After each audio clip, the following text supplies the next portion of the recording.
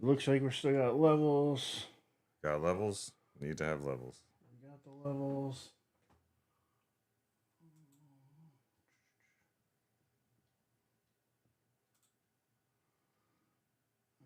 So we should be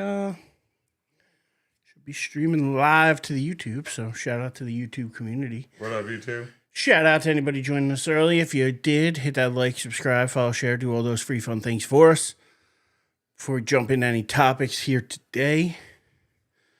But Dave's just putting I'm doing my socials. Finishing touches on socials. While you're doing that, why don't I just kick us off here, get a little music going. Hit that record button and let's get to it. The record button is key. We've struggled with that before.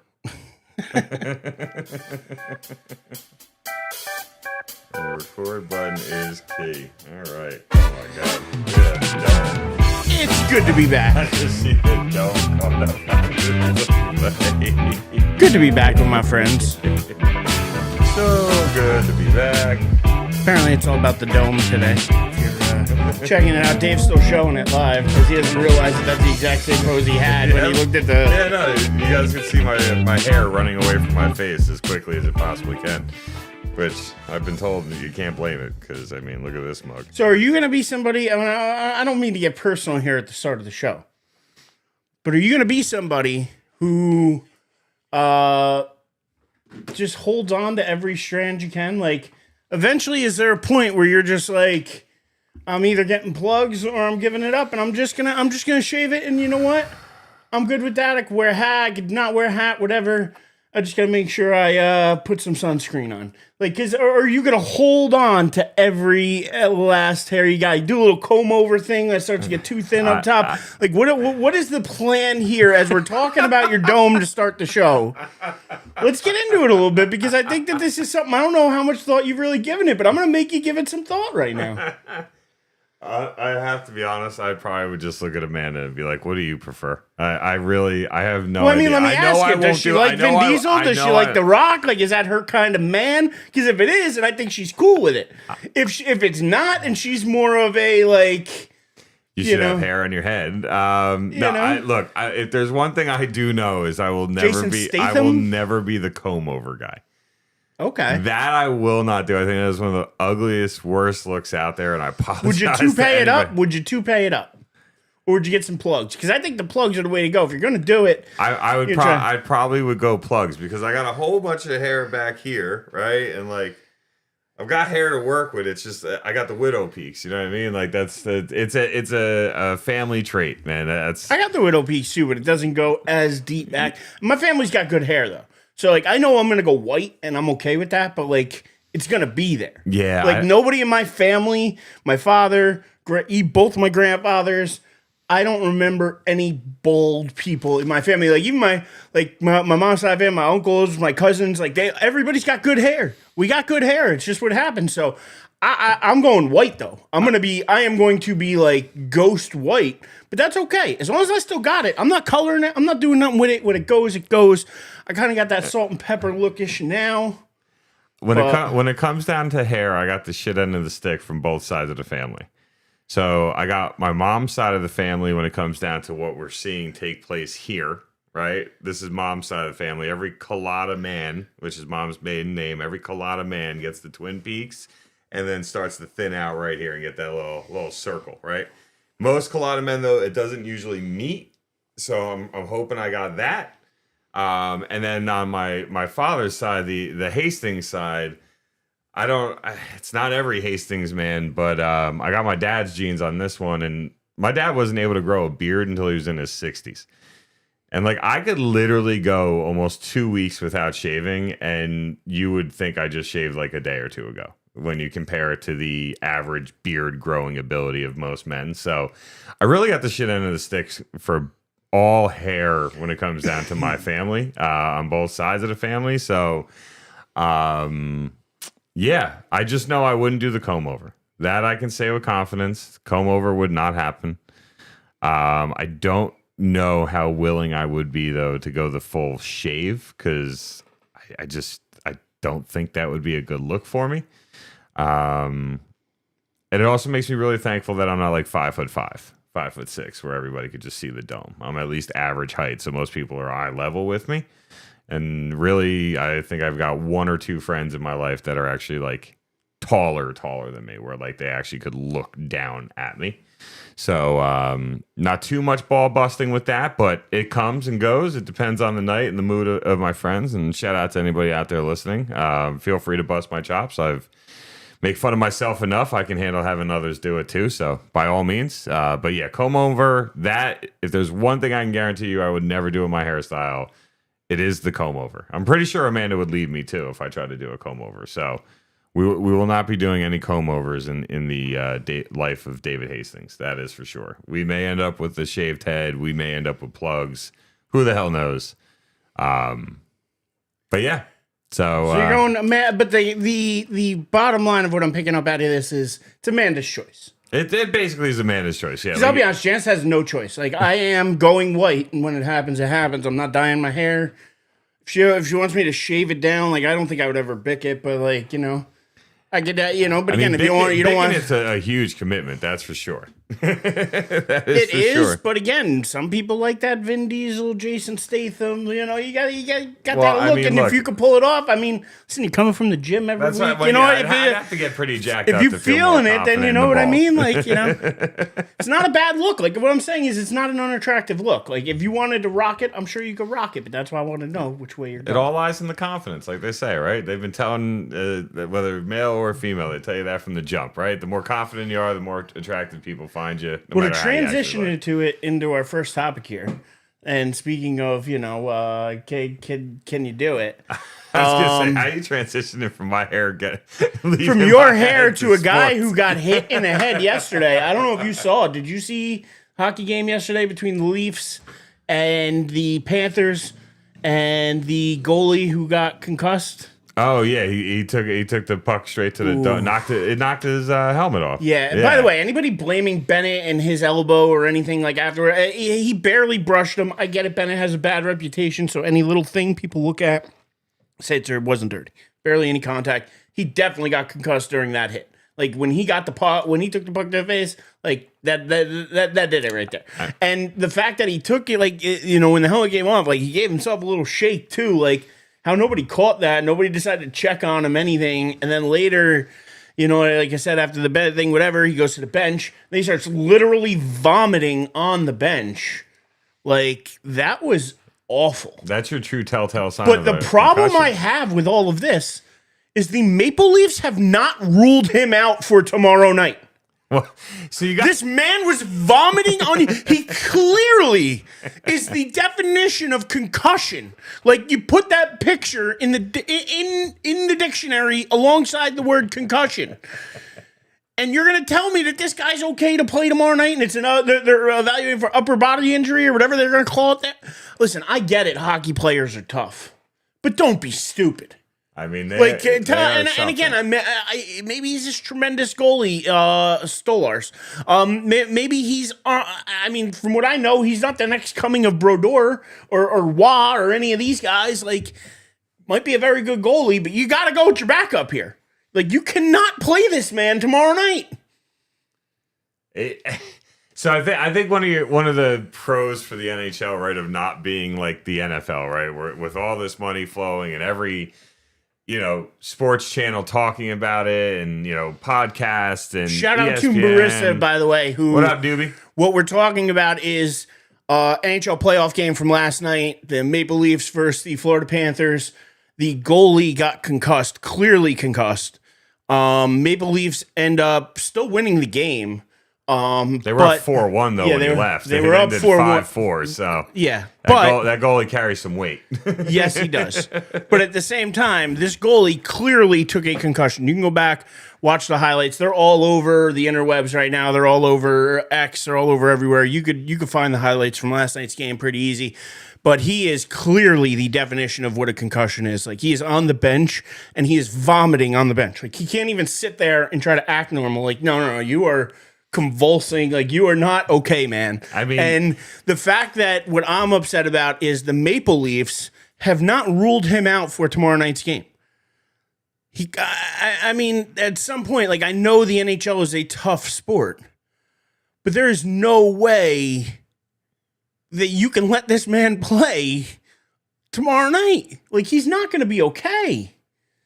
He needs a little bit of time to get his head right. No, I mean, you let me know, and I wish that maybe Fife was with us too. But it's a weird situation where I get it that hockey players are tough, but to me, this just seems stupid. They are built different. This is a level of stupidity. Long-term health-wise, it is not the safest nor smartest decision. But right there, he gets his helmet knocked off. Just so you know, we are watching the replay. Well, this is the Bennett elbow. Yeah, but the Bennett elbow is barely anything. He got hit in the head before that. Yeah. But what I will say is this: it's a pro for the NHL in a moment like this, because if this was an NFL playoff game, right now, obviously it's win and move on. Like, there is no 7-game series that you're playing, but still, if this was an NFL playoff game and a guy got a concussion that was that bad, right? There's no way he'd be able to play the following Sunday because of the amount of eyes that are on it, the amount of news coverage that it would get. Yet in the NHL, they don't get that same coverage, so they don't have like independent neurologists looking at them and giving them tests and walking them through all this. They're not under the same microscope as the NFL. Yeah. So the NHL, which, by the way, can we address to the people are all up in arms that like the research funding for the helmet hits and concussions and stuff is like might be going away. By the way, that was all nonsense anyway and propaganda. I don't want to hear about it. So go ahead, continue. Random as hell, but okay. Yeah. Anyway, so what I was trying to say was that like they're going to be able to skate by this, pun not intended, but works, with less scrutiny than you see in the NFL. Which I think in turn sets him up for the ability to be able to play tomorrow night in game 2. Should he play though? The actual question, should he play? No. For his long-term health, for what's right for him, it is not a good idea. And when you think about how fast a hockey puck travels, how hard they are, like, that is just beyond dangerous. And you take another puck to the head, and you definitely can't guarantee you're not going to. So is that really the wisest move? I don't think it is, but I do think he ends up playing because the NHL is not going to be scrutinized the same way the NFL would be for one of their players. I'm going to die on this hill. I think it's all smoke and mirrors. They're keeping him out tomorrow. I think the backup goalie's in. Walls or whatever his name is. I think he's in tomorrow night. And, I'm dying on that hill. I just think it would be too stupid, especially with them up 1-0 in this series, not to give them at least that 1-game rest. Yeah, I don't think they do. I think I'm not willing to tortilla slap bet on this one, but I will go the opposite way of you and die on the hill that he will play tomorrow. I genuinely think that. And I'd be curious to hear what our buddy Fife would say, because I think Fife would actually agree with me. I could be wrong, but I do think he would. And, I mean, he might, but again, I think there gets to be a point where being tough as a hockey player is one thing, being stupid is another. To me, this is something that can mess with the longevity of your career. It can mess with your next season. It can mess with everything if you take another puck to head, you take another big shot, you take something else like that. The repercussions of that and what could happen to me are. The risk doesn't equal the reward. Like, it's not a the risk far outweighs, in my opinion, the reward on this one already being up 1. So I'm going to die on that hill. We could differ on that one. But, from there, let's jump to some other games as well. And I don't know if you, did you watch Game 7 the other night of Winnipeg when Fife was texting about it? I was messaging because I even got in on it on double overtime, but I mean, it was pretty unbelievable hockey. And the way Winnipeg, I guess, came down for 2 goals in the third to tie it. They tied it with 1.6 seconds left. Yeah. Oh, no, wait. That was Dallas. Or Dallas? Dallas was Game 7 down 3-1 with 2 minutes left in the game. Came back. And they came back, tied it with 1.6 seconds left, and then went on to win in the first overtime. Well, no, then this is a different game, because the game I'm talking about was double overtime, Winnipeg. Yeah, no, because Winnipeg, I think, is still playing. No, they're playing. I mean, it might have went to double overtime. I went to bed. Sunday. I couldn't believe what happened, but I went to bed. I was done. Yeah, the Blues. Blues versus Jets. 4-3, double overtime. That game was wild. So this is another one where I'm pretty sure that they came back from behind. So I know you're right about the Dallas game. This is another one where I'm pretty sure Winnipeg came down, was down 2 in the third, came back. Yep, Winnipeg down 2, got 2 in the third, came back, ended up winning in double overtime, 4-3. And it was one where, Hellebrook played great. Bennington, he got a lot of play from like the Four Nations playoff and stuff. Really elevated his game since then. As Fife was telling us too in the chat, or in our group message. But absolutely unbelievable game. Winnipeg coming back to win. And it was just another one of those games where I remember watching the Devils in double overtime and then watching this game. But this was a game 7. Yeah. To go to double Sunday overtime, but to win at home. And I was trying to tell people this. Like, Winnipeg is a small city. Like, Winnipeg is not, like, I mean, like, I'm trying to compare it to something, but I mean, like, what's it comparable to Green Bay? I'm going to say in the NFL. Like, it's a small city. It's a place where they're built around this team, in my opinion. And, like, when that place went nuts, when the game ended, like, I can imagine that entire city went nuts. Oh, I'm sure. Like, it's one of those small towns that, like, if you could be there for a game 7, like, I'm sure it's an experience. Well, I don't think there's nothing that trumps a game 7 in the NHL. I'm sorry. Even basketball game 7s, baseball game 7s, there's just nothing like a game 7 in the NHL. There's just not. I don't think any sport can compete with their game 7s and just how it all works and how it all unfolds and just everything. And you had this game basically going on almost simultaneously as the Dallas game. Like that, like, so you were if you were one of those people lucky enough to have multiple TVs on and the ability to play multiple games, like, I mean, you're talking about having yourself basically a heart attack if you're a diehard just hockey fan and just living in the moment of what's going on.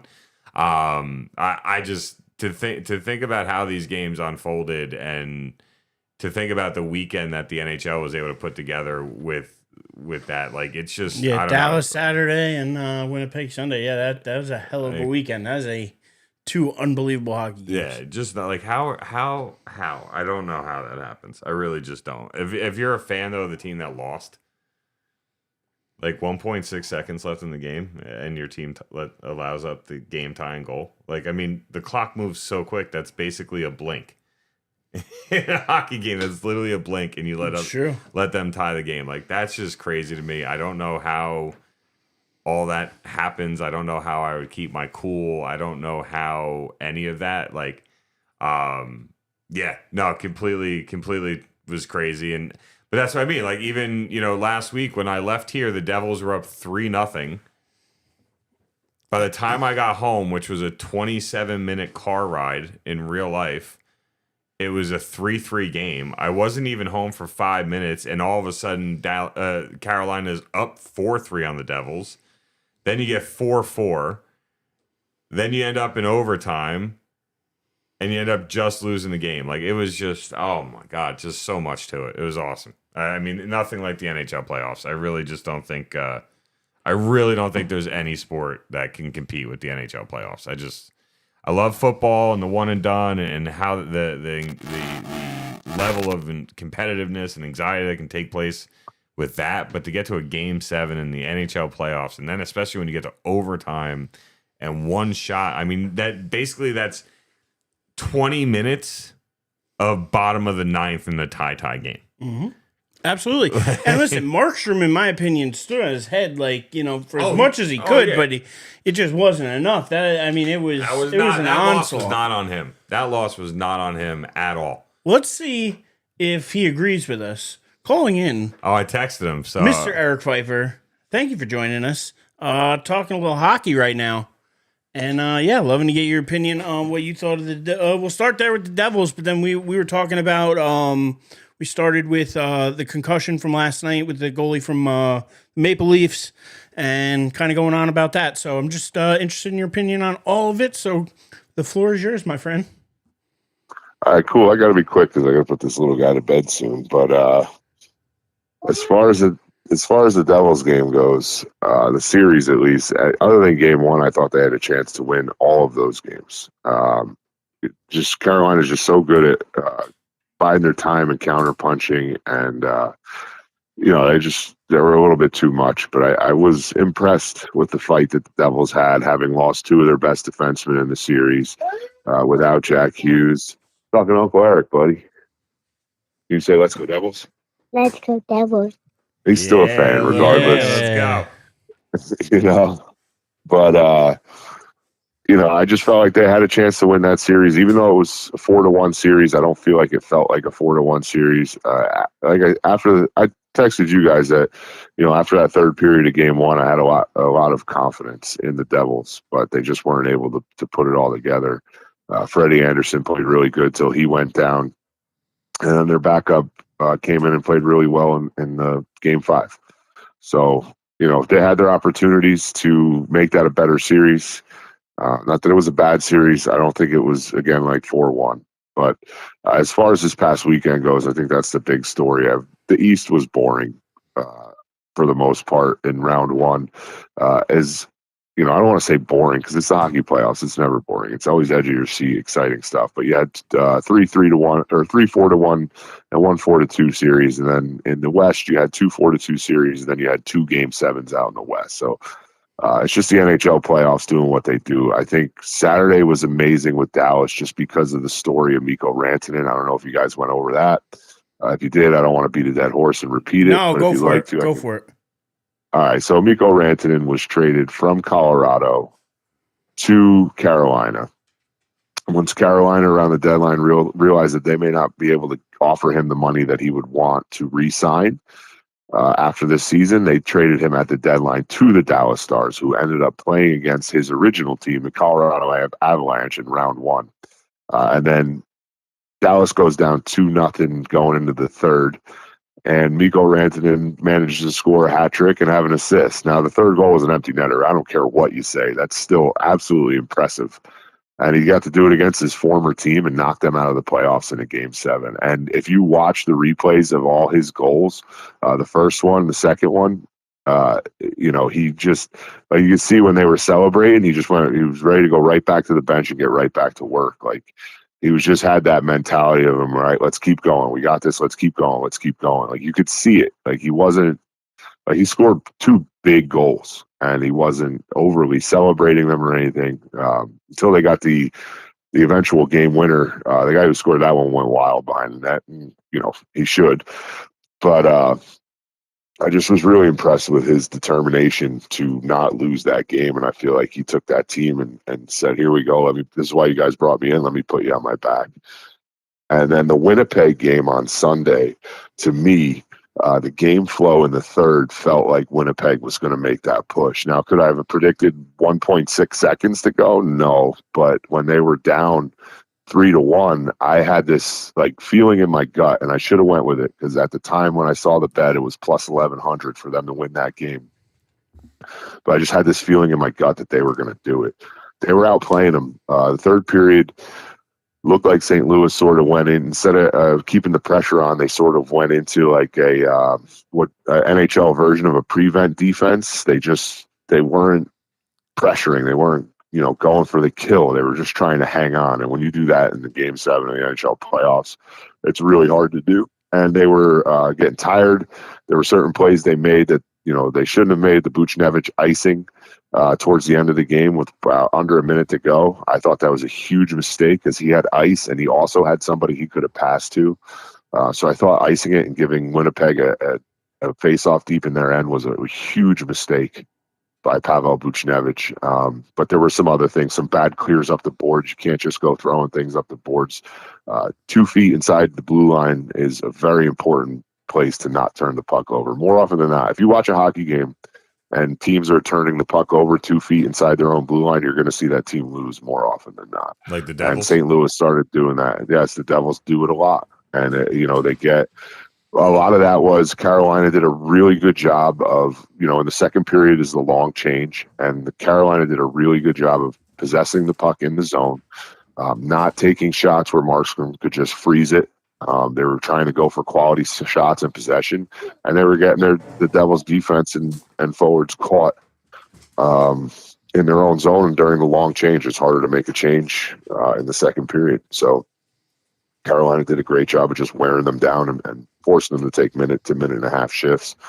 And then when they were tired, pouncing. But I agree with what I heard Dave a little bit before I got on. I'm biased about it, but I don't think there's anything more exciting than a Game 7 in the NHL playoffs. Round 1, Round 2, Round 3, Stanley Cup Final, it doesn't matter. It's just edge of your seat insanity, and it's fun to watch. It absolutely is.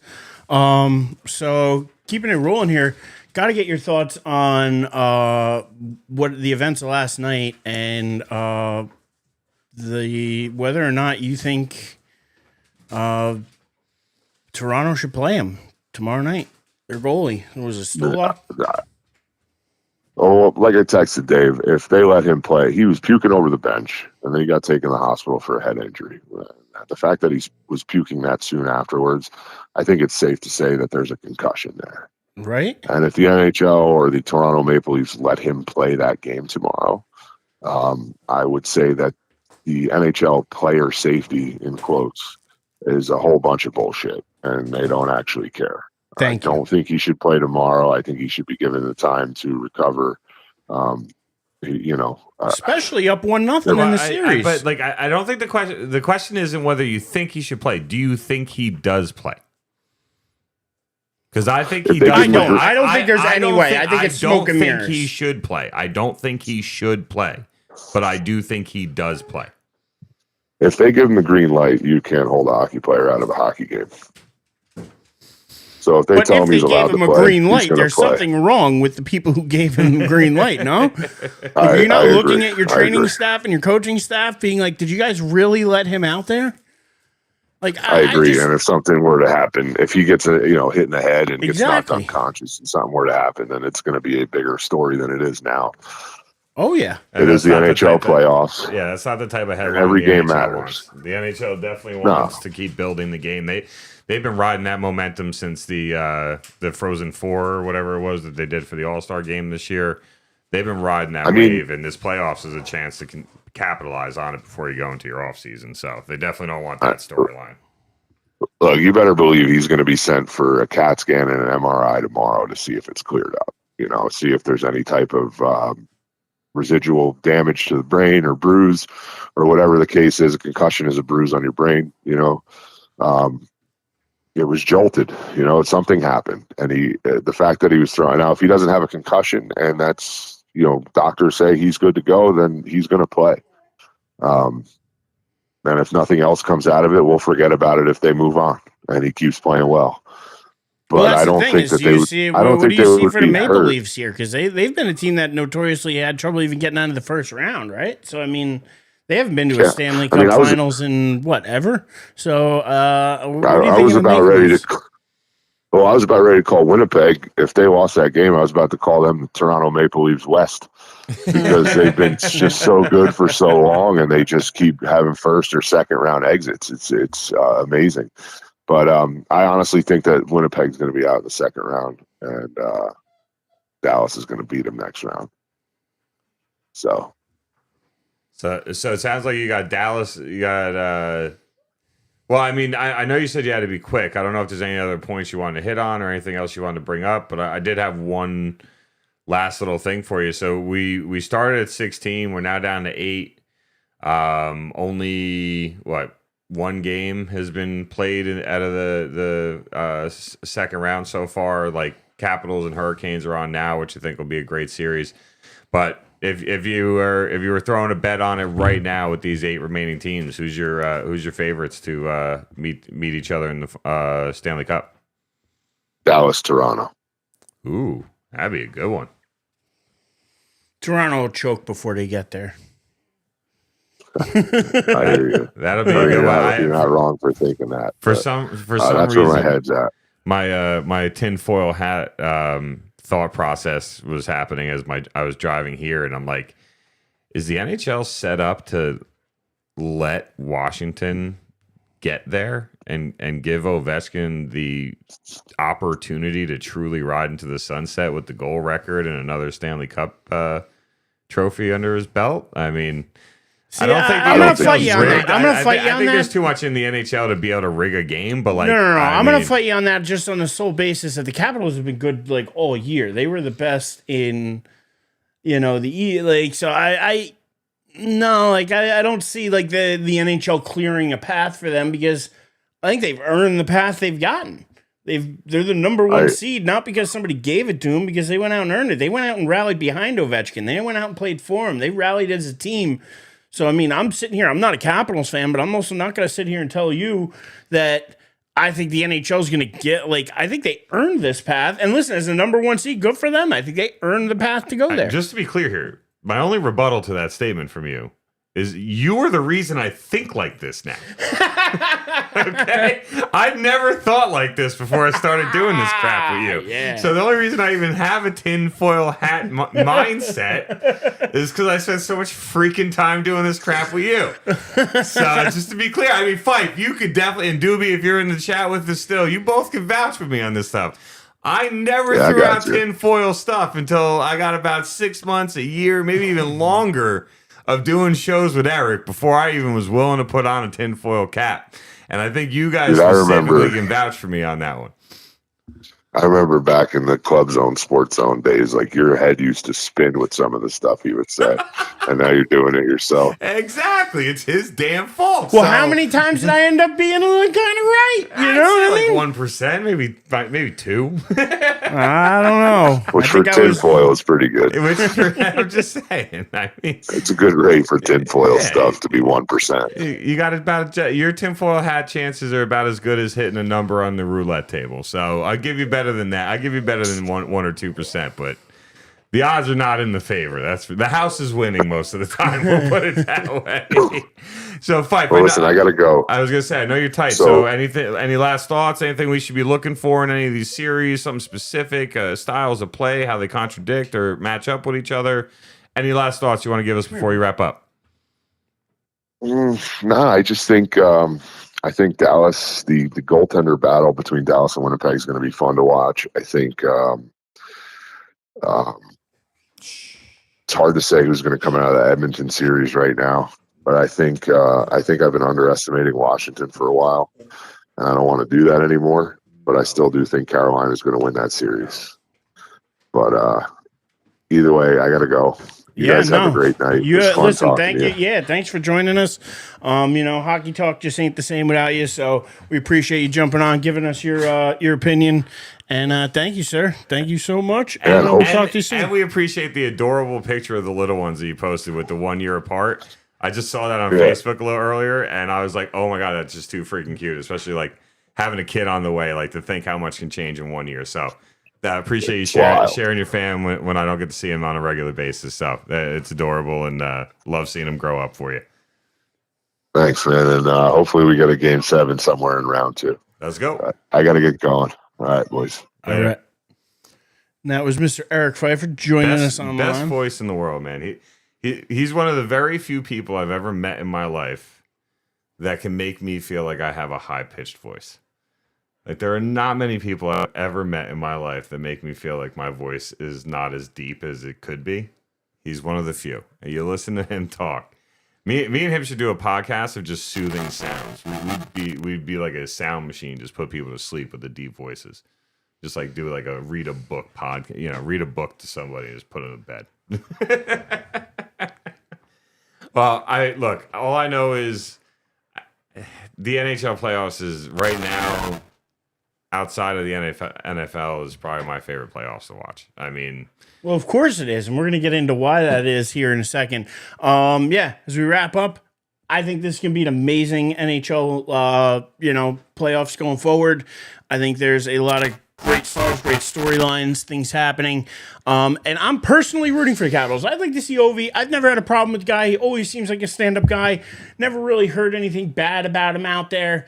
Seems like he's done things the right way. Broke Gretzky's record this year. You know what? I'm going to rally behind the Caps right now. And shout out to Julie in the chat who is rooting for the Golden Knights. I thought, since Devils are out, I guess the Golden Knights are her second team. And, so she's pulling for the Golden Knights. To be honest, playing the Oilers and, kind of screw Canada anyway. Like, it's their sport, but we're better at it. So, they may not like to hear that, but we're just better. We're over 30 years since they've won a cup. So if they won one, good for them. If they didn't, I don't really care either way. They got 3 chances here between the Jets, the Maple Leafs, and the Oilers to get it done. So, I mean, I don't know. And I think most of us, it sounds like, Fife thinks Dallas is going to be Winnipeg. We didn't get his thoughts on who's going to come out of the Golden Knights Oilers series, but Dallas to me, I'm pulling for them. They're the team I'm pulling for in the West. I'm going with down with Canada. I'm gonna pull for the Hurricanes actually, just because they've been such a good team for so damn long, and I at least would like to be able to say, hey, the Devils got knocked out by the team that won the cup. That always kind of, your self-soothing way to feel better about your team losing in a playoff series, but you don't actually feel better. You just try to tell yourself you're gonna feel better. But I'm gonna pull for Dallas. I'm gonna pull for a Dallas Hurricanes Stanley Cup with Dallas coming out on top. I'm going all U.S. here. I'm going Stars. I'm going Golden Knights. I'm going Panthers, and I'm going Capitals. And my way too early favorite to make the championship is going to be, I'm going to go with the Stars and the Capitals. I'm going to go with the Stars and the Caps. All right. Well, I know Julie just threw in the chat that she really can get behind Vegas for anything, which I appreciate. But she does make a good point. The Golden Knights are the only real Vegas team. They started in Vegas. They didn't move to Vegas. They didn't ask Vegas to accept them. They were born, bred, and raised in Vegas. So, and 2 out of their first, 4 years, they made it to the Stanley Cup. They beat the Devils 1 year. They beat the Rangers another year. So, I definitely will give them that, right? The Raiders moved there from Oakland. I still call them the Oakland Raiders. It's hard not to. I still call them the San Diego Superchargers. I do too, yeah. It happens. Los Angeles is not meant to have football teams. But anyway. Moving on. Where are we going next? We're going to that other... they're the most fun to watch. You want to know why? Because your team sucks. And it's been that long, so, you're kind of not into the... I'm getting back into the NBA. You want to know why? Because my New York Knickerbockers are up 1-0. Now, people don't know that after the show last week, Dave and I talked, and we talked about, how if the Knicks win, whatever, they got to play the Celtics. And Dave's like, they got no chance. They're getting beat. Boston They're in getting 6. They're getting beat. They're getting beat. It's still Boston in 6. Oh, they're what? 0 for 11 against all the teams. Top 3 teams or whatever, or top 2 teams, whatever. Was I wrong? No, but you were wrong about game 1 because I told you. I didn't say who was winning game 1. I said Boston in 6. That's all I said. Boston ain't winning. 6. It's a New York town. It's a New York time, baby. No. Yes, it is. Boston missed 45 threes last night. Even if they make a third of them, because that game's not even going to overtime. Because of the defense that they play. No. The Knicks play great defense with Anunoby, Bridges. By the way, had the game end last night with a Bridges steal as he literally took the damn ball from the man. He ripped it right out of his hands. No ifs, ands, and buts about it. But Boston missed 45 threes. 45. That's all I got. Even if they make 10 of the ones that they missed, that's 30 more points right there. Boston's not missing 45 threes every night. And look, I said this to someone earlier. They took way too many then. I don't know what to tell you. They definitely did. But I said it to a buddy of mine I was talking to about it earlier today. He was like, well, the Knicks only shot 53% from the free throw line. I'm like, that's great. The free throws they missed are worth 1 point. The threes that Boston missed are worth 3. So even if the Knicks shot 100% from the free throw line and the Celtics made just 10 of those 45 that they missed, the Celtics are still winning by 10 to 15 points. It's that simple. The Knicks played out of their mind. I will say this, though. Did they, though? Because they were down by 20 in the third quarter. I will say this. The Knicks should have won in regulation. That Brunson layup should have went in. That play was perfectly executed, called at the perfect time, and even Brunson, you saw it on his face, he wasn't mad. He was like, that should have went in. Like, he knew that if they ran that play the same exact way 10 times, that was the only time he's missing that shot. They should have won that game in regulation and should never even have made it to overtime. And the Knicks proved why it shouldn't have made it to overtime when they dominated overtime to start and pulled far enough ahead that Boston couldn't catch up.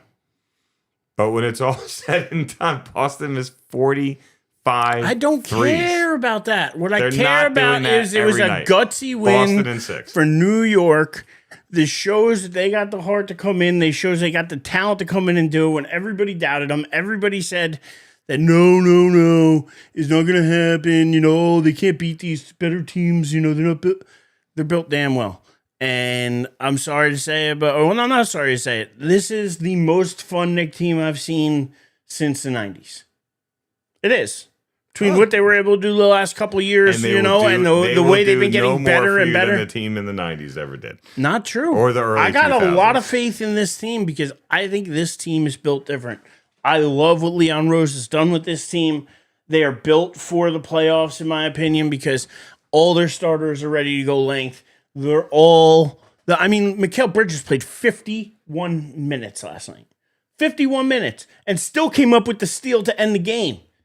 Because he still had, I'm sorry, people get on Tibbs for having a short bench and whatever. I don't care. This is an opportunity where I want my starters playing. When you have a guy like Brunson who's as clutch as he is, nobody has more clutch points than him. Clutch. Captain clutch. Not only that, but he's the most clutch player in the playoffs statistically. Go look it up. They've thrown it out there. He is statistically in the playoffs this year and last year, but this year, the most clutch player out there. And nobody scores more points in clutch time. Nobody is more, better field goal percent. He is clutch.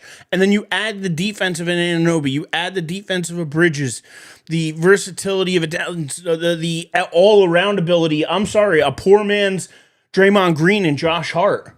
And I hate to say that because I don't want to disrespect the man. The man does everything on the floor. His game reminds me of a Draymond Green's game. I don't think that's disrespectful at all. It really shouldn't be, but I don't want to call him a poor man. I'm not calling him the Timu version of Draymond Green. He's better than that.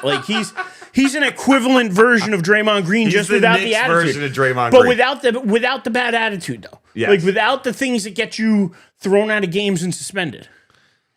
Yeah, I look. The Knicks and Knicks fans should be extremely proud and extremely excited for what they watched last night.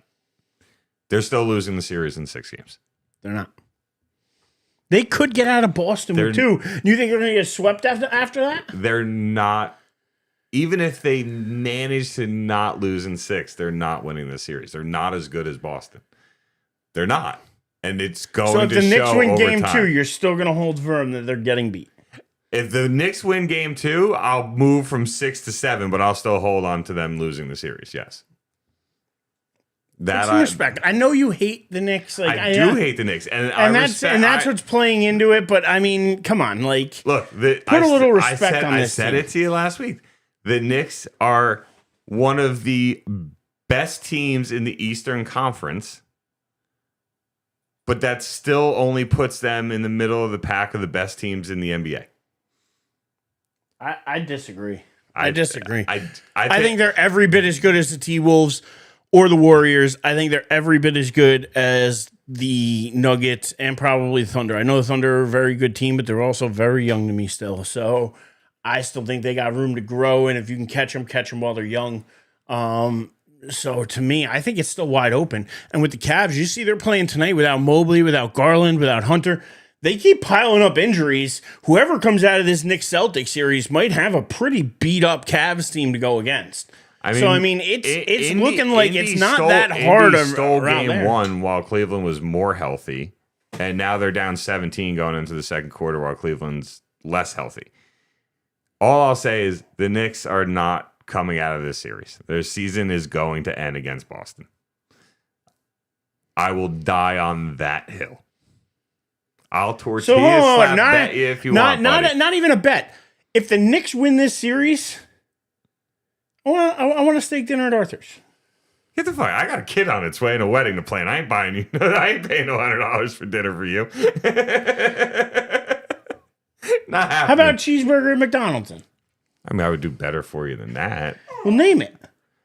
I'll take you over to Take me to that Chinese place you want that you like. You want to try? I was going to offer to just take you to the Tommy's. All right, I'll go to down Tommy's. The road for you. I'll go to Tommy's. This way you don't even have to go out of your way. You got to drive 3 minutes down the road. I can meet you there on my ride home from work. All right. So if the Knicks win this series, you got me at Tommy's. Okay. And if Boston wins this series, I mean, then nothing. They're supposed to win this series. I know, but you seem set on the fact that they won't win. No, this I'm series. just saying you're set on the fact they won't win this series. I'm saying that you got to try. You got to at least tell me that there's a chance. You're saying there's no chance. I mean, so that's what I'm saying. Look, like, don't like if you're right saying no, if you're saying no chance, right? then A blind squirrel can find a nut. There's always a chance. But if I was putting money down on it, I don't think the Knicks come out of the series. I just don't think they're good enough to beat Boston 4 out of 7 games. I just don't.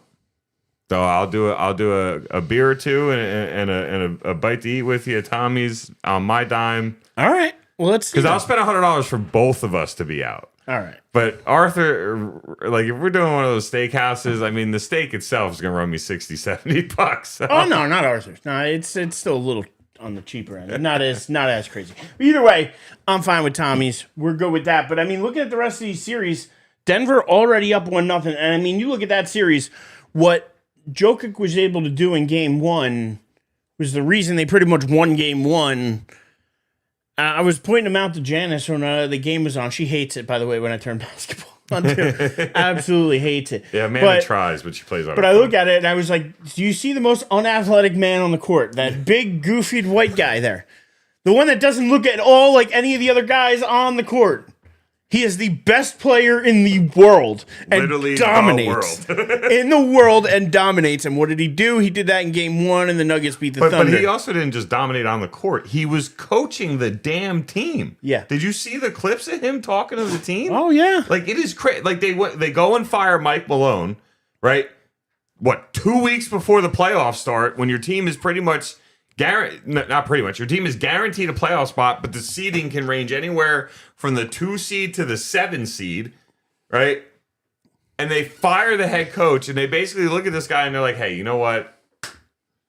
Why don't you Bill Russell this for us and not only play, 35, 40 minutes, but also coach the team during timeouts and on breaks? Because we fired the head coach that helped us win a championship just 2 years ago.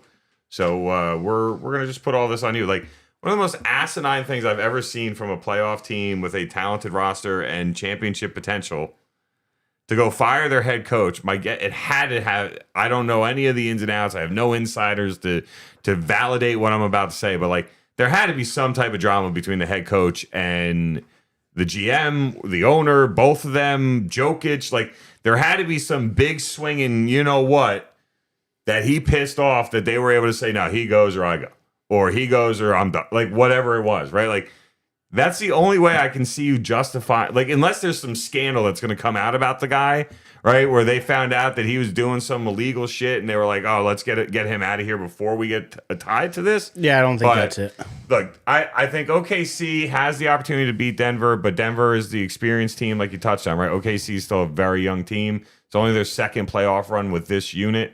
Denver, this is their fourth, I think, in a row of having a championship caliber Jokic, team. Murray, right? they're seasoned. I think you got to lean a little more towards Denver in this series, but I think OKC has a puncher's chance. And I think that's how you got to look at the Knicks. The Knicks have the puncher's chance. Like, they landed a blow on last night, but they need to land a haymaker tomorrow night, right? You need to hit them so hard that you literally knock them down onto the canvas and they struggle to get up. So by the time you get to New York, they're already wobbling, right? Like that's what the Knicks need to do to have a chance. I think the Timberwolves Warriors series can go any which way.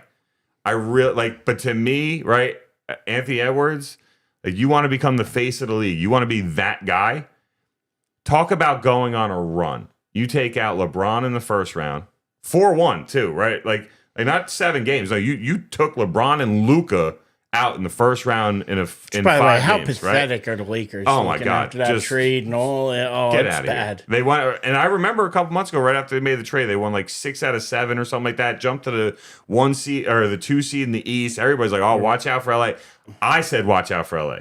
I was in my head thinking, if you get these two guys clicking and just a complete and utter disappointment. LeBron James ends up with a MCL grade 2 sprain when he ran into DiVincenzo on one of the least physical run-ins I've ever seen on a basketball court. Wouldn't have been available if they went any further. Collapses to get the hell out of here. You're making an excuse to justify He's getting a knocked walking out. excuse at this point, though, and yeah. So, but like Warriors, Timberwolves can go either direction. But if Anthony Edwards manages to knock out LeBron and Luka in round 1, Steph Curry in round 2, and then you get to the conference finals, and you either take out, oh my god, every time I talk about Luka, I always get messed up with the least athletic guy on the court. Why am I Jokic? Jokic? Thank you. Luka and Jokic. If I talk about them at the same time, my brain spazzes out.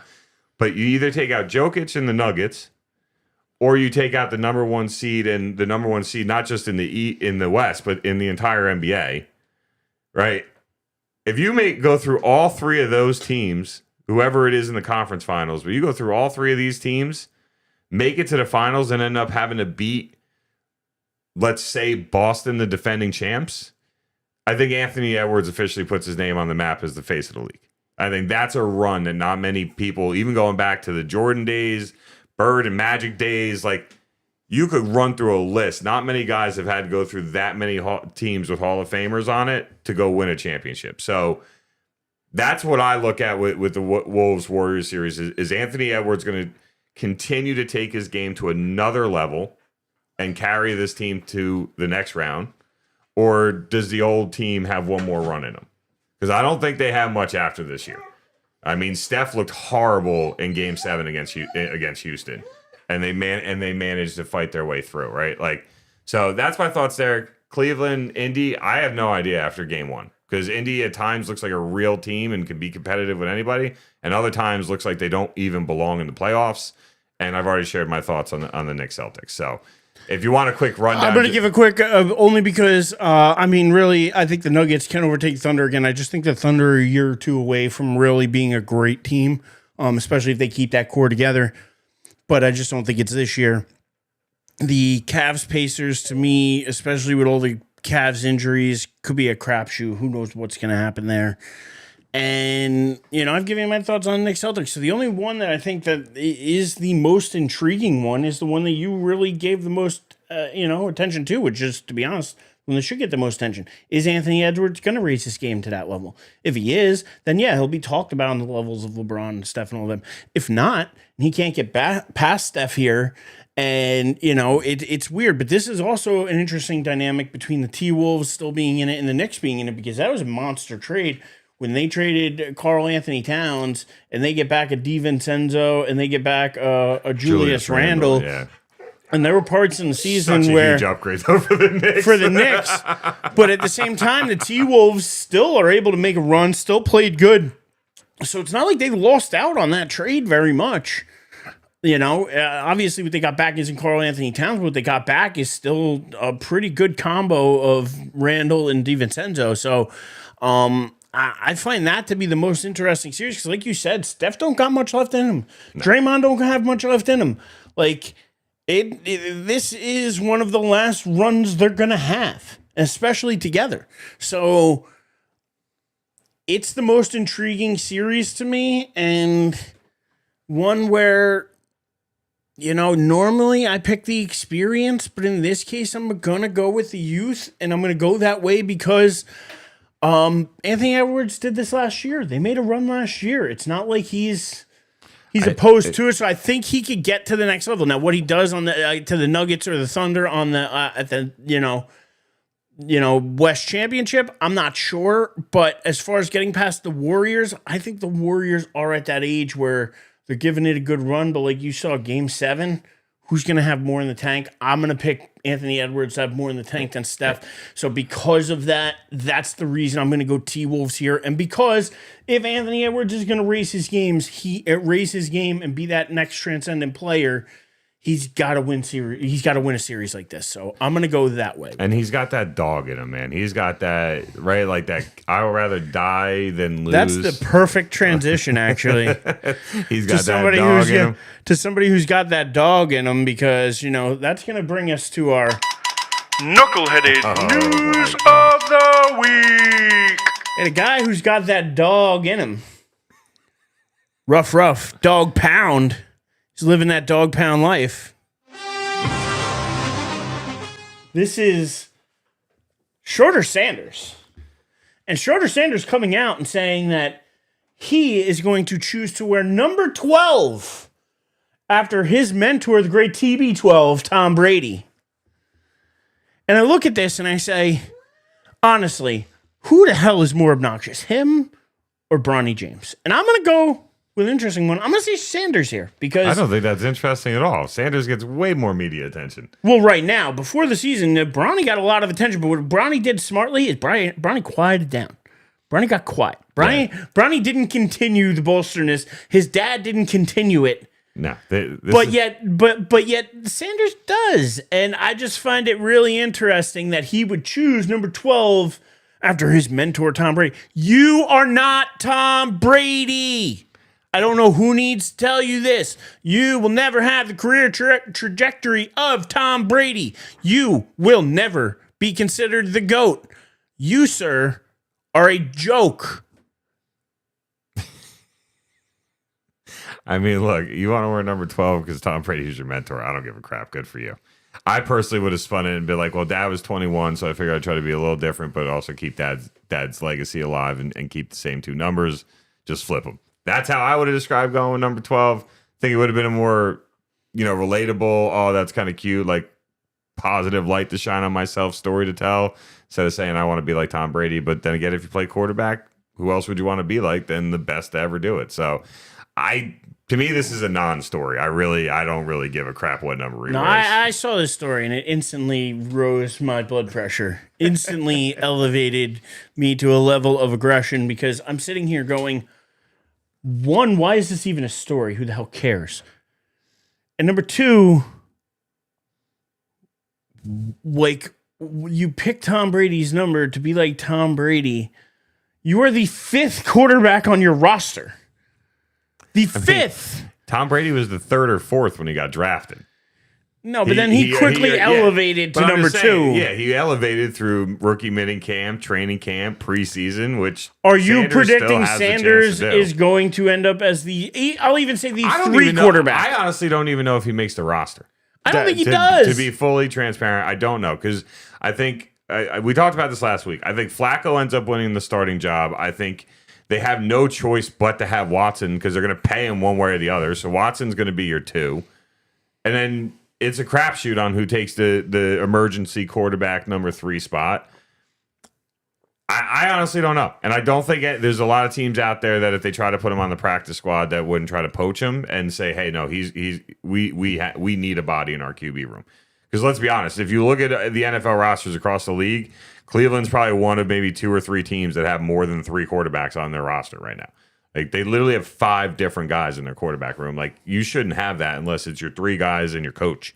Like that's the only way you should get close to 5. So to me though, it's a non-story. I mean, good for you. You want to wear number 12 because Brady's your guy or your mentor or whatever. Like good for you. I really don't give a crap. And like I said, I just would have spinned it differently and put myself in a position to maybe get some positive light where I say, hey, like I want to wear the number 12 because my father wore 21 and I want to keep that going. I just want to change the numbers. That's how I really would have looked at it. At least in my thoughts. Well, really, it seems like it's because another rookie chose number 2 and he couldn't choose number 2, so he chose number 2. I love that. So anyway, yeah, I got to be honest. I just have a problem with this. Like, who cares about your number? You're a rookie. Earn a roster spot before you start talking about a jersey number. But that's just this kid in general. Like, he's always putting the cart before the horse. He's always thinking about how great he is on the next step before he even gets to the next step. Like I said, he's retiring they retired his jersey before the NFL draft even happened. His father was pretty much the same way.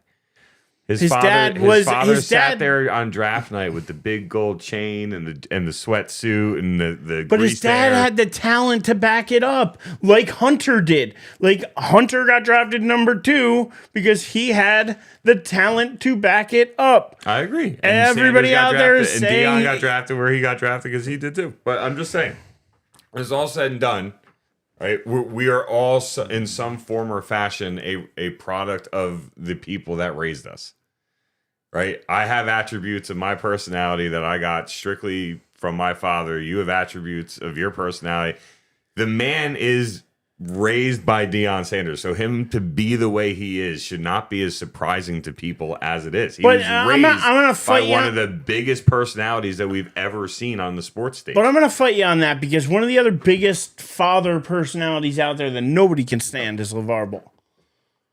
Terrible to listen to. Yeah. Like, absolutely horrific. Yeah. But I got to tell you, I don't hear shit from Lonzo. I don't hear shit from Melo. Yeah, I don't hear. and how many years did it take to get there? You're remember comparing them to somebody that it took almost 2 full years before their father shut his damn mouth. No, but what I'm saying is the father was the one who did all the talking. Like, you never heard them talking about how great they were, or this or that. Like, I never heard LaMelo coming out talking, or LeVar, but I've always heard LeVar. You don't remember the little hype videos and all the different shit that they did? I don't, but maybe I got maybe I blocked that out. I'm just saying, it's all good and well now because they turned into fully grown men.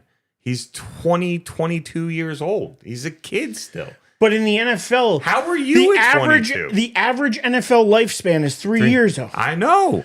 So you're saying like he's so young, but he's only going to get to 25. So now the comparison doesn't work because the average NBA career is 7 to 10. So these guys came in younger with a longer career ahead of them as long as they'd stay healthy. Well, as long as they shut them their damn mouths, too. You can't make that the comparison. You can't use something to compare to have it fit one thing. And then I could compare LeVar Ball to Deion Sanders. I think that's a fair comparison. I would say that is pretty fair, but I didn't know who the hell LeVar Ball was until a couple years ago. I've known who Deion was my entire life, basically. But again, it doesn't give you a license to be a dick. No, but it doesn't give you a license to LeVar Ball blow teams off during the ability to be a dick because his 3 kids were good enough to play basketball. No, he doesn't, and that's why I've never liked him either. That's why so we can't use that comparison. All you can say is that this kid had himself on a pedestal and has been knocked off of it, but he's refusing to lose who he is as a person. No, now, but you may not like him as a person. He still thinks he's on the pedestal. He's off the pedestal. We've knocked him off the pedestal. He still thinks he's on it. That's what I just said. He came in on a pedestal. He's been knocked off the pedestal, but he still thinks he is who he is. He's still on it. His confidence is half the reason, if not more, that he even got here. No, he got here because his dad dragged him from Jackson State to Colorado. That's why he got here. If you dislike the kid, that's fine. But whatever the hell he does, whatever number he chooses, who gives a shit? I just think that it's to me like Carter coming in and asking for LT's number. And you know I had a problem with that on the Giants side. So this isn't me being super biased here. Is that I don't think Carter should have asked for Tom Brady's jersey. No, which to me is I want number 12. Which to me is even more disrespectful. Don't come out and say I'm going to wear Tom Brady's number because I think I'm going to be Tom Brady. But that's not what you said. You said that Brady was his mentor. That's completely different. I don't buy it. Just accept the fact you don't like the kid and move past it. I don't like his attitude. There you go. And I don't like the coming in with the bravado of I'm going to wear number 12 because I think I'm the greatest. But he never said that. You literally read it to me. He said, I want 12, or I chose 12 because Tom Brady's my mentor. I want to be like that. When I played PAL basketball when I was in 6th grade, I wanted number 23. I was never going to be Michael Jordan, but I wanted to wear Michael Jordan's number because I looked up to Michael Jordan. I wanted to mimic his game. That it's nothing but a compliment. Now, if he came out and said, I want number, like when people came out and said Kobe took 24 because he wants to be one better than Jordan. Now, that's an attitude. That's saying I want to be better than the GOAT. This is where I put on my tinfoil hat and I say what I think this is about is I think it's about money. I think it's about branding. I think it's about all of that. There is a brand already associated with the number 12. He wants his brand associated with that number. So that anytime somebody types in the number 12, well, guess what? Now his name's going to come up alongside Tom Brady's name. It's all marketing. It's all money. But again, no. Why? He doesn't deserve any money. It has no impact on you or your life. Who gives a shit? Why let this bother you? Because why let him earn millions and millions to do it that he doesn't deserve? Who are you to say he doesn't deserve it? I just... That's my opinion. If he makes millions and millions we're here to give our and opinion, and I'm dying on and he donates that to charity, then it's a bad thing he made that money? He doesn't donate it to charity. You don't know what the hell do he know does. From what I know about him, you saw the money. What do you know about him? Well, you saw the money he spent on the draft room. You saw the money he spent on the watches, the jewelry, the cars, the this, that. I haven't seen any of the money on the other stuff. First person that told me in a newsroom they want the negative, bad stories because that's what gets the headlines. That's what gets the views. So for all you know, he did all those things while simultaneously he put money into a charity to help some kids with cancer or so whatever or so what. On the off chance that that's what he did, then I'll eat crow on that. But I'm telling you that's not what he did. This kid doesn't have that kind of personality where he's out there giving money to charity. He doesn't. You could don't know the kid. You're 100% right. But what I do know is I'm telling you, I will die on this hill. I will bet you a Tommy's dinner. I will give you a Tommy's dinner if you can show me any... I don't know what happened there. Mine's still up. I will literally, if you can find me any charities that Schroeder Sanders has donated his NIL money to, or his NFL money to, the very little he's gotten as a 5th round pick, I will eat my words, and I will let you eat your words at Tommy's Tavern. I'll buy you dinner. If you can find me some charities that Schroeder Sanders has donated to, not Dion, but Schroeder with his NIL money, because I guarantee you're not going to find any. Because that kid is more worried about himself than he is anybody else. There are other people out there I won't say that about. Him, I will say that about. That is an opinion you are forming based off of very limited information. It is, but that's why I said I'm putting my tinfoil hat on. I'll die on this hill alone. That's fine. But he is a selfish, narcissistic a-hole, and I hope he's got the league minimum of 3 years. No, you can't say he is. You can say I think he is. But you have no proof other than what you've been shown. That's what I just said. My opinion is. No, you just said he is. He is, in my opinion. He is, in my opinion. There's a big difference. But I keep saying, in my opinion, he is an asshole. He is. He is, in my opinion. A man you never met, never dealt with, never interacted with, never had any impact on your life. I can tell you I will never, ever want to deal with him. I would never want to interview him. I would never want to sit down and have a conversation with him. Me and him have zero in common. I can promise you that. I mean, zero. Do you love football? I don't think he does. So, yeah, I love it. Does he? I mean, you don't just end up in college you do. Playing football if you don't have a love Literally, for football. Cam Ward was sitting there while they're in training, while they're showcasing for teams, and he's sitting there saying, hey, why don't we get out of here? Why don't we go cut a music video? Why don't we go do this? And Cam Ward's saying, because I want to play football. I'm here to play football. And he's like, but come on, let's go do this other thing. He doesn't care about, he's shown you time and time again with his own words and actions. He does not care as much about football as I do, you do, or other people that were in this draft do. He does not care as much. It's a fact. He's shown it with his own words, his own actions, and it's on camera. I'm not making it up. This is an opinion formed based on the things I have seen, the things I have heard, and the things I have read about the man. I don't ever want to see the man. I don't ever want to deal with the man. And I hope that this man gets drowned there in Cleveland where no QB, where he is in QB purgatory, where no QB has ever come out of well. And I'm going to tell you that I don't think we're ever going to see Sanders play a game. And you know what? Like you said before, it won't ever matter because this kid's already sitting on a pile of money so big he's never going to have to work a day in his life. I'm sorry. At 25 years old, he's never going to have to work a day where me and you are going to work until the day we die. We're going to drop dead at work. And you can literally say that about every athlete in the world. They're going to make money they don't deserve to make. It is what it is.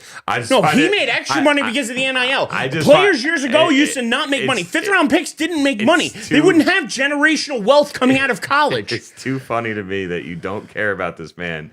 Yet you've read, watched, and listened to people talk about. You have to be informed to form an opinion. The emotional reaction to somebody you don't care about is I hate mind-blowing because to it's anger. It fuels me with anger. Such a waste of energy. It is, but at the same time, it's what we do as fans. What's fan short for, Dave? Fanatic. That's what I mean. So you got to get a little crazy sometimes. Speaking of getting a little crazy sometimes, though, and the last thing we're going to hit on, because I don't know about you, but I'm getting hungry. I'm getting hungry, and my phone's at 3%. But so there sorry is to anybody in the chat. There is somebody out there that had a hell of a weekend.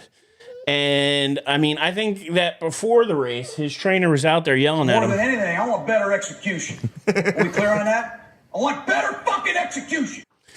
Speaking of that, Kentucky Derby winner. Yelling at a horse like that, the horse be like, "What are you Sovereignty wins the Kentucky Derby in an absolute slop fest. I don't know if you saw the race, but it was raining and it was sloppy.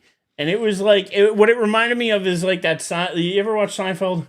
And there's one where Kramer goes to bet on a horse and or he's in the train and he hears two guys talking and his mother's a mother. His mother was a mother? Oh, his father was a mother? Come on, we gotta get down there. Don't say nothing to nobody. And he gets down there and he bets on his horse and he ends up winning. But that's what it reminded me of because I'm going. These guys got to be a mutters. These are some mutters down there. And Sovereignty wins. But the thing that's got me a little that I hate about this is that he's not going for the Triple Crown. He's skipping the Preakness and not going to run for the Triple Crown. And to me, Triple Crown is one of those things in sports that very few have done it. And you always want that chance. To me, it ups the betting stakes. Like I probably would have went and put a couple dollars down on him in the Preakness just to see if he'd win and go for the Triple Crown. You know what I mean?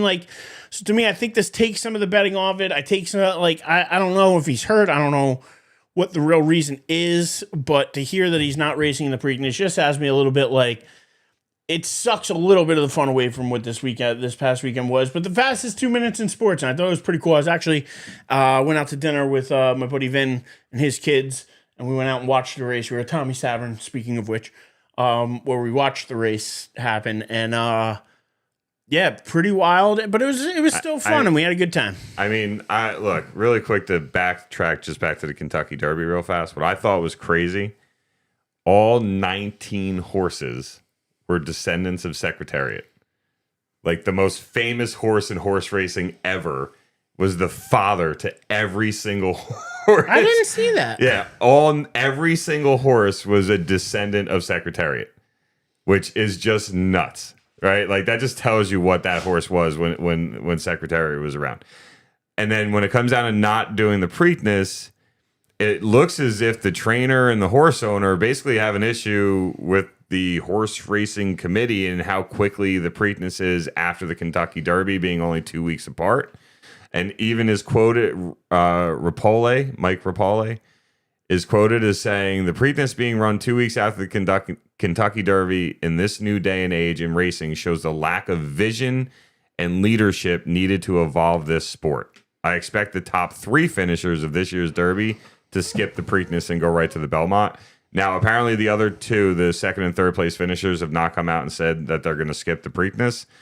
But if this guy Rapoli wants to win this battle, you have to get strength in numbers. Journalism, the favorite, if I'm not mistaken, came in number 2.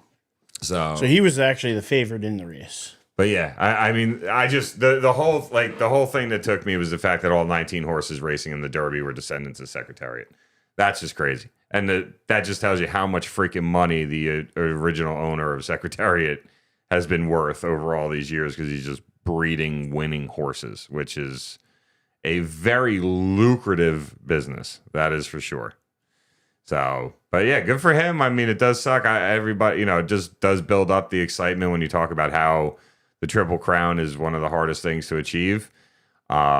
So I think it is disappointing, but at the same time, it sounds like they believe they're doing what's best for the horse.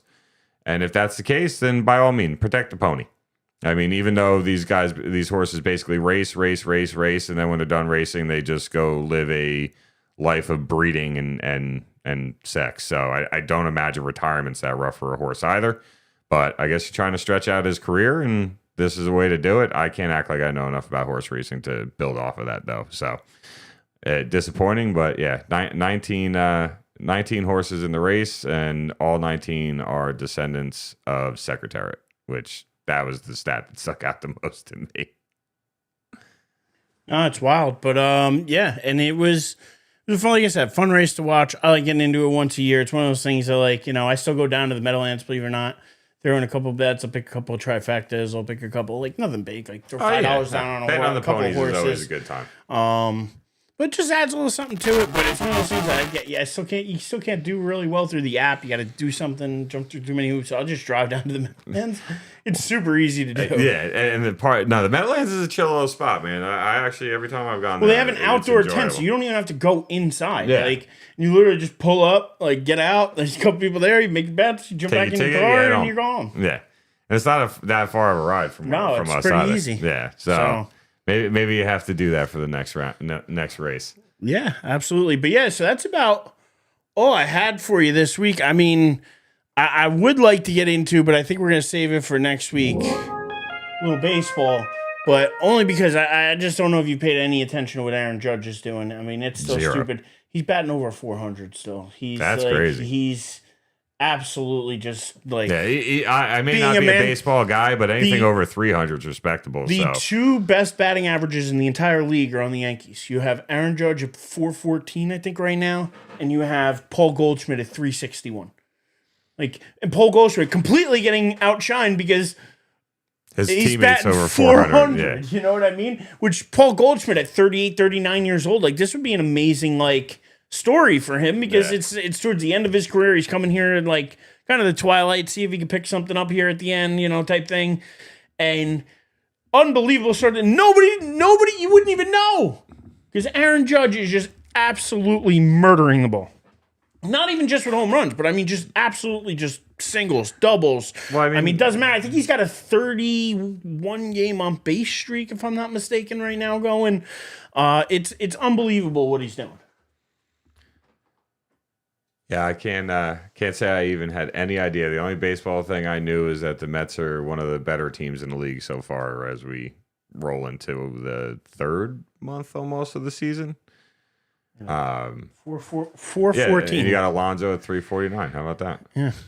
Oh, Alonso's been playing unbelievable, but that's why people are saying, Soto, you got nobody to be mad at because you're saying, like, oh, you don't have Judge to hit behind it. You have Alonso who's playing unbelievably. Yeah. He's playing MVP type caliber baseball, so like you're not missing much without having Judge here because we got somebody that's semi, on the same level. And the guy who the Yankees picked up pitching wise, Fried, 6-0 on the year. Pitching like an absolute stud. I think he's got almost like a below 1 ERA, 1.01 ERA, if I'm not mistaken. Yeah. So second only to Yamamoto of the Dodgers.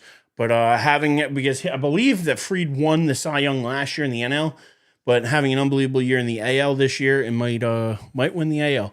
So good start for them. But yeah, I just want to bring that up and figure as the weeks go on, we could touch on a little bit more baseball as we get to football with OTAs. We got basketball playoffs, so we got plenty more hockey playoffs as well. It's an exciting time to be alive, Dave, as we start to hit these warmer summer months, which I know you love.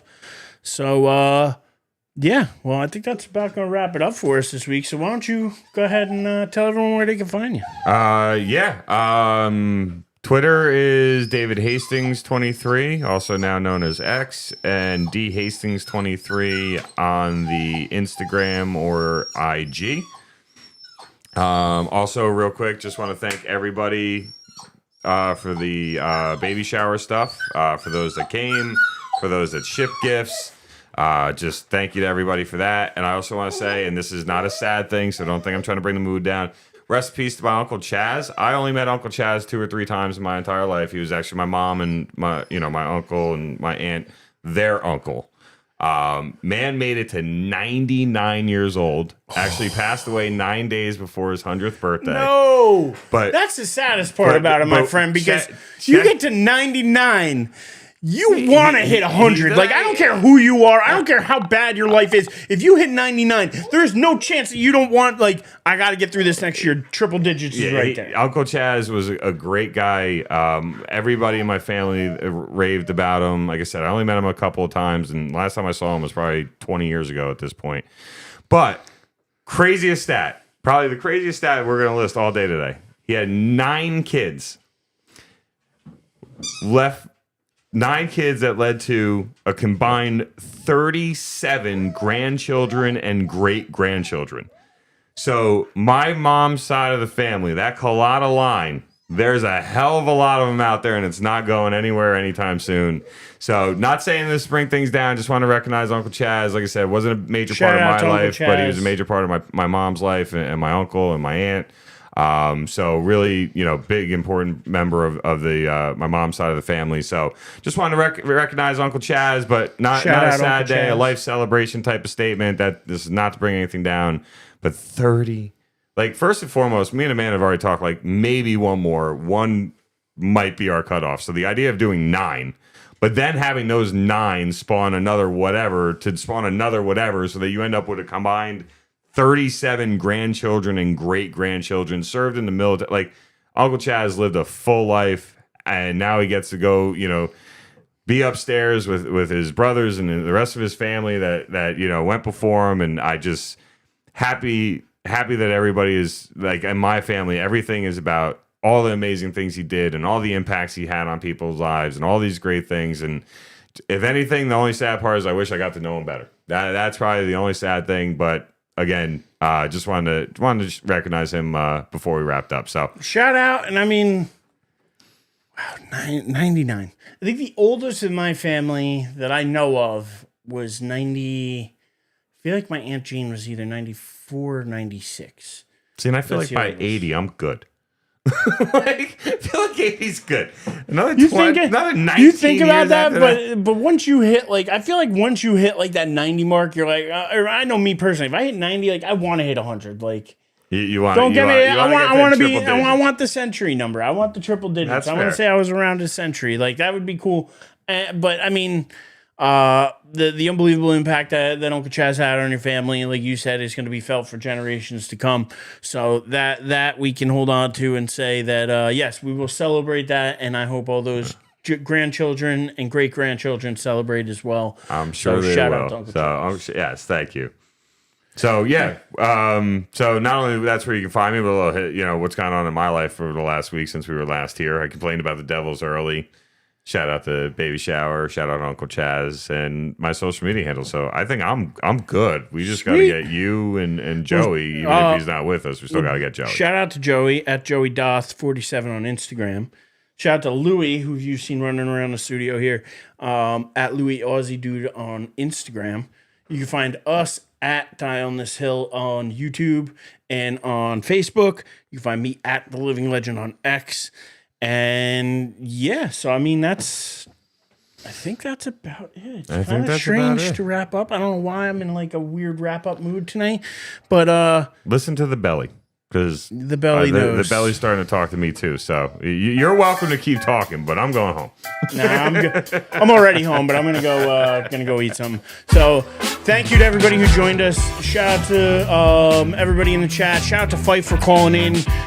He wasn't a fan of the prank call on Sanders. We talked about that last week. I just had a problem because it wasn't funny. Shout out to Marissa. Julie, shout out to Julie. Shout out to if Timmy jumped in, if anybody else jumped in the chat that I'm missing. But shout out to Carl if he happened to jump in as well. Thank you all. Hit that like, subscribe, follow, share button for us. It means the world. And until next time, don't be afraid to have an opinion and die on this hill, baby. Let's go. Boom.